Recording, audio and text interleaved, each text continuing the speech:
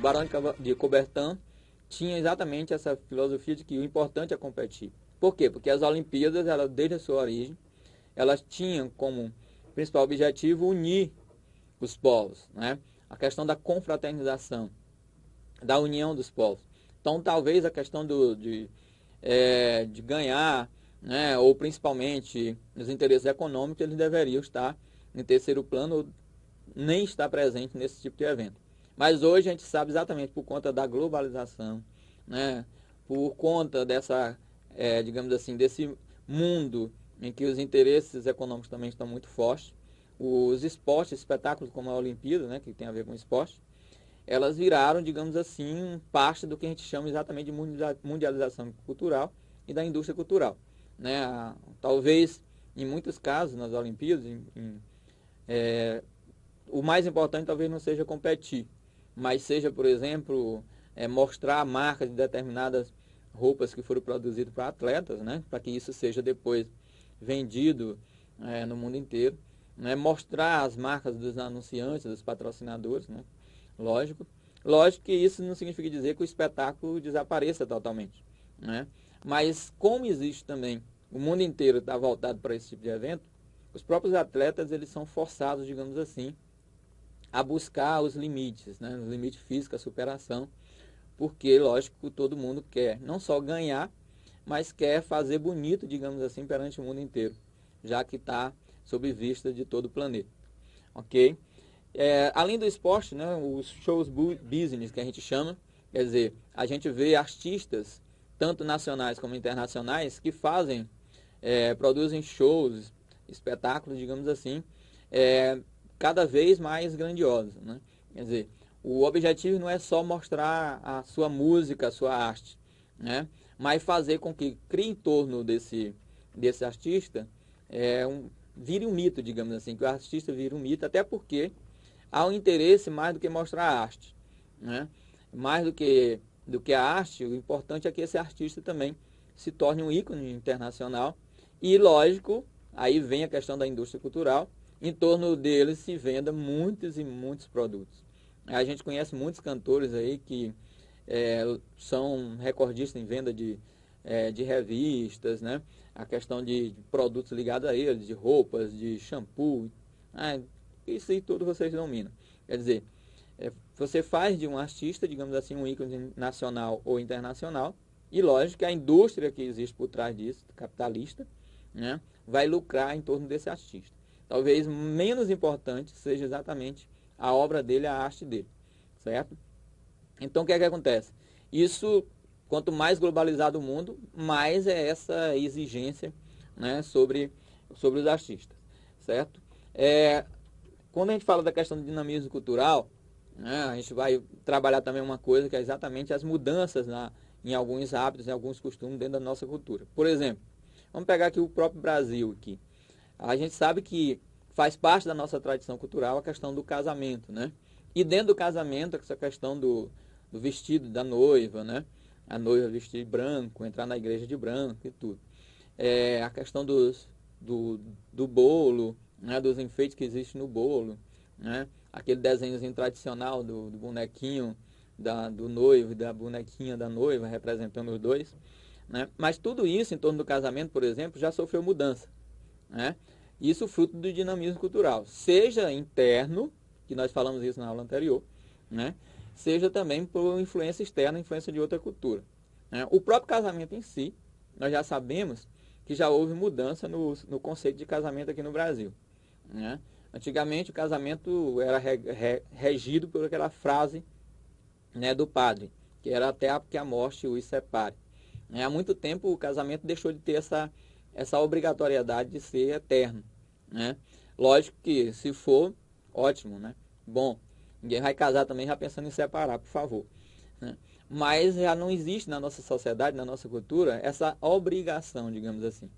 As pessoas se casam principalmente por digamos, um ritual, a questão de querer estar junto, construir uma vida junto, mas, lógico, a partir do momento que aparecem problemas, isso, a questão da separação já se tornou uma coisa mais aceitável, né, na nossa cultura. Já não é mais o fim do mundo, digamos assim, certo? E se mudou a questão do casamento em si, né, de não ser mais eterno, digamos assim, necessariamente, mudou também, lógico, os rituais em torno dele. A questão da mulher, por exemplo, vestir branco, um vestido lindo branco, não necessariamente mais é obrigatório. A gente vê hoje muitas noivas, né, vestindo cores diferentes do branco, né, o branco já não deixou de ser obrigatório. Assim como também o bolo, né, os enfeites do bolo já são diversificados. Às vezes você vê, na apostila de vocês tem esse exemplo, né, de enfeites de bolo bem diferentes e adequados à nossa cultura atual. Bolos que remetem à questão de brincadeiras, né? Tem aí numa apostila de vocês um bolinho em que o bonequinho do noivo está com um celular, né? E a noivinha também está com outro celular. Quer dizer, isso mostra a questão da influência da tecnologia hoje na nossa cultura. Ok? Bom, eu acho que ficou claro essa questão das mudanças culturais internas, né? Essa aí eu acho que foi um exemplo que deu para ilustrar bem. Ok? E lógico, essa questão de dinamismo cultural faz também com que haja uma ressignificação de símbolos e valores. Por falar em símbolo, a gente lembra, por exemplo, que o símbolo ele é um signo, né? Seja material ou não, ele pode ser material, pode ser sonoro, pode ser visual.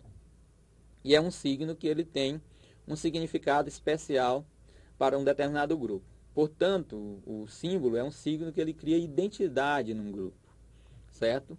E eu acho que talvez o exemplo mais fácil para a gente entender é a questão do símbolo da cruz para quem é cristão, né? Já que nós estamos aqui num país que é predominantemente católico, né?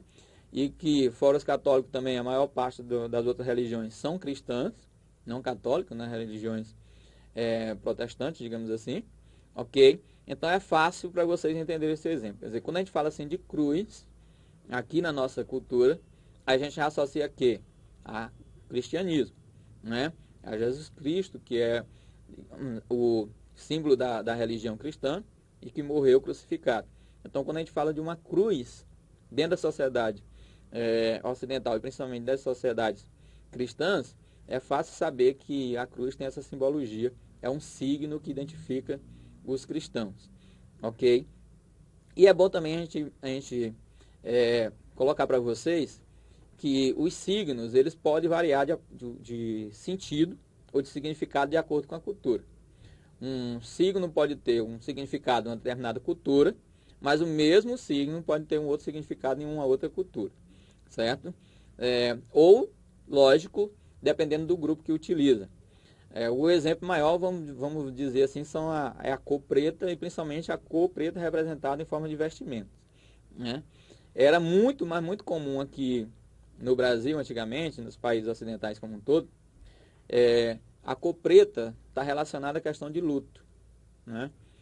Talvez vocês não sejam desse tempo, vocês são bem mais novos do que eu, né? Mas antigamente, quando morria alguém da família, da gente, as pessoas, né, passavam a usar o preto, a roupa totalmente preta, certo? Por um determinado tempo, normalmente por um mês, né? Todo mundo da família vestia a cor preta como sinal de luto, né? Como as coisas vão mudando, aos poucos as pessoas deixaram de vestir o preto total, né? Algumas pessoas usavam uma fitinha, né, preta no bolso da camisa, né, por um tempo também, por um mês. E com o passar do tempo isso já não deixou de ser, digamos assim, tão utilizado, né? Mas o preto, em muitas culturas, continua significando, sendo associado, sendo um signo, né, um símbolo associado à questão do luto, ou seja, uma coisa triste, digamos assim, uma coisa negativa. Já para outros grupos, né, para outras culturas, como no caso, por exemplo, os roqueiros, né, seja aqui no Brasil, seja em outros lugares do mundo, né, os roqueiros utilizam o preto como algo positivo, algo bom, né? A cor preta para eles significa como se fosse questão de moda, né? Uma questão de visual alegre, visual para frente, né? Lá alto astral, certo? Como também na própria moda, no desfile de moda você vê utilizar-se muito preto, quer dizer, dentro da questão da moda o preto é um clássico, né? Uma cor clássica. Então você teria aí nessa questão da simbologia, né, do uso da roupa preta, determinados conceitos, digamos, em determinado grupo, ele passa a ter significado diferente, né? Se para uns o preto significa glamour, né, como na moda, significa beleza, como no caso, digamos assim, dos roqueiros, significa alegria, para outros significa a questão do luto, como a gente associou. E é bom lembrar, inclusive, enfatizando mais esse exemplo, eu vejo que essa questão de deixar de usar o preto como luto, talvez esteja associada ao próprio crescimento dos movimentos negros no Brasil. A gente sabe que todos os países que tiveram escravidão africana, não só no Brasil, como outros países do mundo, por conta dessa coisa do negro ter sido visto não como um ser humano, né, como pessoas que tivessem cultura, digamos assim, e uma cultura forte, uma cultura, digamos assim, que fosse respeitada, os negros, onde existia a escravidão, era visto como objeto, né, como propriedade dos brancos e tudo. Então, era natural que tudo que era ruim, né, se associasse à questão da cor negra, digamos assim. Então, eu acredito que o crescimento dos movimentos de consciência negra no Brasil, por exemplo, fez com que mudasse também a nossa cultura e os nossos hábitos, né, de associar a cor negra a coisas negativas, como a questão do luto. E também, lógico, por exemplo, era muito comum aqui entre a gente utilizar expressões negativas associadas ao negro. Por exemplo, dizer que a coisa está preta, né, se relacionando a coisas ruins, né, quando tivesse algo estivesse ruim. Então, eu acredito que o crescimento dos movimentos, né, de consciência negra no Brasil fez com que esses tipos de hábitos, de crenças, de costumes no Brasil também modificasse. Ok? Muito bem. Continuando aí, a gente fala um pouquinho da questão da resistência, né, do movimento de cultura de resistência no mundo. Quer dizer, que há influência de uma cultura sobre outra nesse mundo globalizado, isso é inegável. Mas é bom a gente lembrar que há também a questão da resistência de culturas locais. Essa resistência ela pode se dar de uma maneira natural, certo? Porque, lógico, toda cultura ela tem elementos sólidos dentro delas que podem, lógico, quanto mais elementos sólidos, mais resistente é a cultura à questão da influência externa, ok? E, lógico, isso vai determinar se essa cultura vai ser mudada em muitos aspectos ou não, né? E pode ser também uma resistência que pode partir, digamos assim, do próprio governo de um país ou de um estado, de um município, né, para proteger, tomando medidas, adotando leis para proteger aquela cultura local, certo? Ou de grupos, né, civis organizados também, que, lógico, lutem para que a sua cultura seja preservada e não seja dominada por outra, certo? Eu acho que um exemplo claro que tem na postura de vocês e que a gente reforça aqui, com relação à interferência de governo, é o caso da França, por exemplo, em que um presidente da França proibiu o uso da burca, né, aquele véu negro, digamos assim, utilizado pelas mulheres muçulmanas lá na França. A França é um país que, por ter colonizado também parte da África, principalmente a África do Norte, né, a parte norte da África, que tem muitos povos de origem árabe, consequentemente muçulmano, né, facilita a imigração de muitos muçulmanos para a França, né? E o presidente da França, na época que aconteceu esse fato, ele proibiu o uso de burca por mulheres muçulmanas na França. Isso causou uma polêmica, por quê? O que é que levou o presidente da França a adotar essa medida?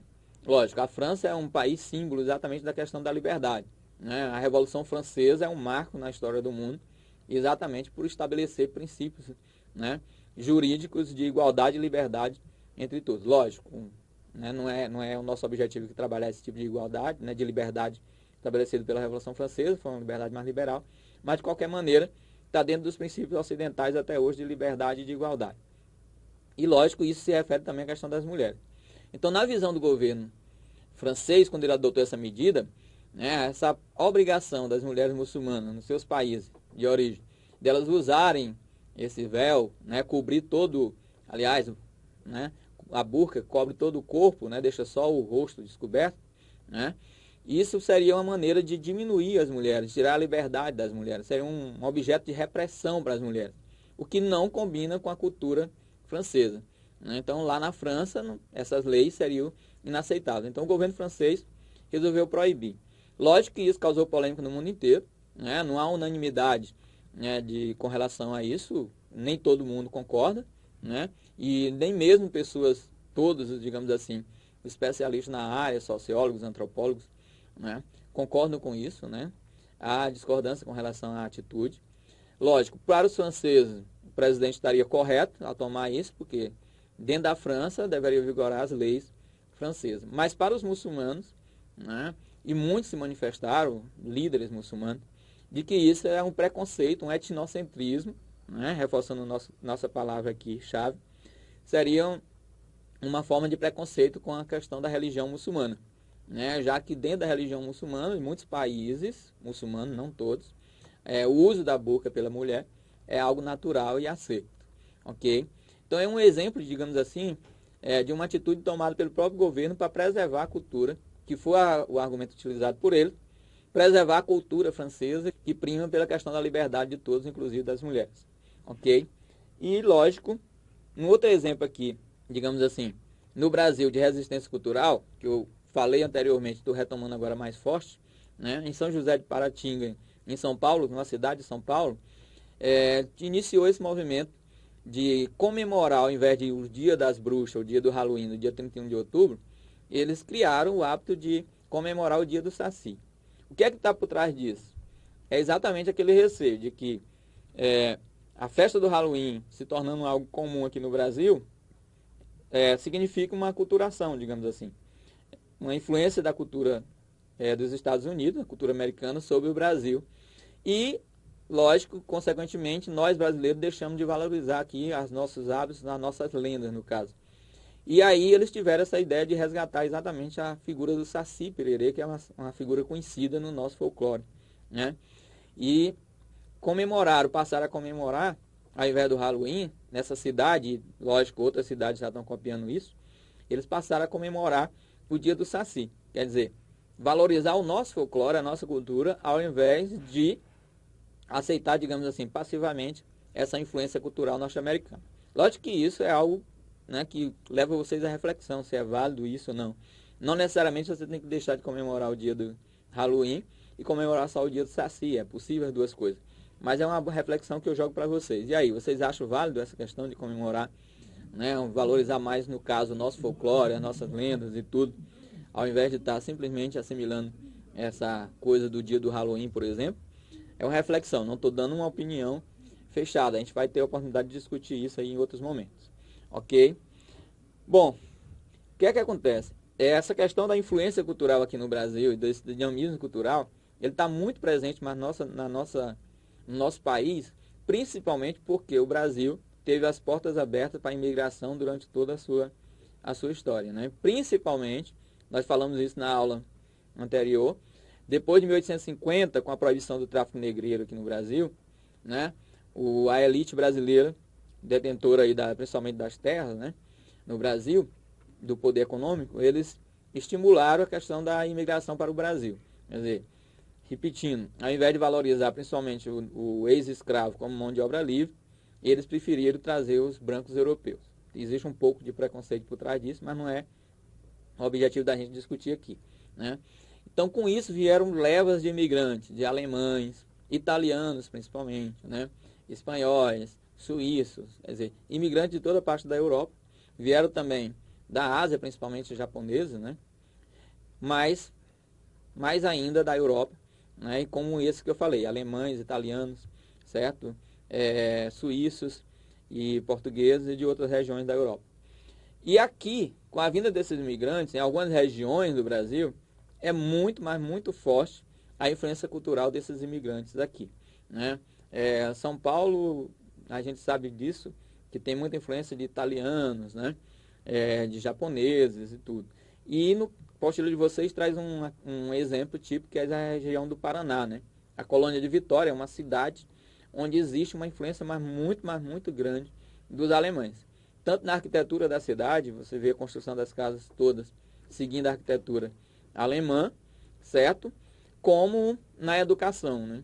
Existe lá na apostila de vocês um exemplo de escola, né, onde as crianças estudam já as duas línguas, né? Não só o português. Elas são educadas, né? Elas são alfabetizadas tanto na língua portuguesa como na língua alemã, né? A apostila de vocês traz o exemplo dessa colônia ou dessa cidade do Paraná, mas a gente tem vários outros exemplos aqui no Brasil, com outras, com a influência de outros povos, como no caso do Paraná, a gente citou os alemães, mas existem locais em que as pessoas aprendem, né, são alfabetizadas tanto em português como em italiano, né, tanto em português como ucraniano, certo? Isso é muito comum em algumas regiões do Brasil, principalmente na região sul, porque a região sul sofreu mais influência, né, ou maior imigração de europeus, e principalmente mais recente, né, numa época mais recente. Como essa imigração na região sul ela é mais recente, consequentemente, essa cultura europeia está mais forte ainda, ela não se misturou com a cultura brasileira. Bom, então fechando aí a nossa videoaula de hoje, né, ainda relacionando essa questão do exemplo de influência cultural aqui no Brasil, né, nós temos a questão da alimentação para fechar, né? A gente sabe que, por exemplo, a questão da pizza, que é natural aqui, é comum no nosso, principalmente no nosso final de semana, a gente sabe que veio da influência principalmente dos italianos, que já receberam influência dos chineses, né? A pizza e o macarrão, que faz parte do nosso cotidiano, são, digamos assim, pratos típicos da nossa culinária hoje, digamos assim, mas não tipicamente, genuinamente brasileiros. Vieram da influência, no caso, mundial, né? A China influenciou a Itália e a Itália repassou para outros países, inclusive para o Brasil. E, fechando, um exemplo muito claro que nós temos aqui em Teresina ultimamente dessa influência, digamos assim, da alimentação, é a proliferação aqui de restaurantes com sushi, né? Até um tempo atrás você não imaginava que os piauienses, os teresinenses, se deliciando com sushi, mas está uma coisa muito, mas muito comum aqui, e é um exemplo desse dinamismo cultural e dessa globalização. Quer dizer, o sushi chegou até nós aqui no Piauí, e onde você anda aqui em Teresina, você vê exatamente restaurantes oferecendo essa iguaria, né, culinária que é típica do Oriente, típica principalmente do Japão. Então, até a próxima e um abraço para vocês.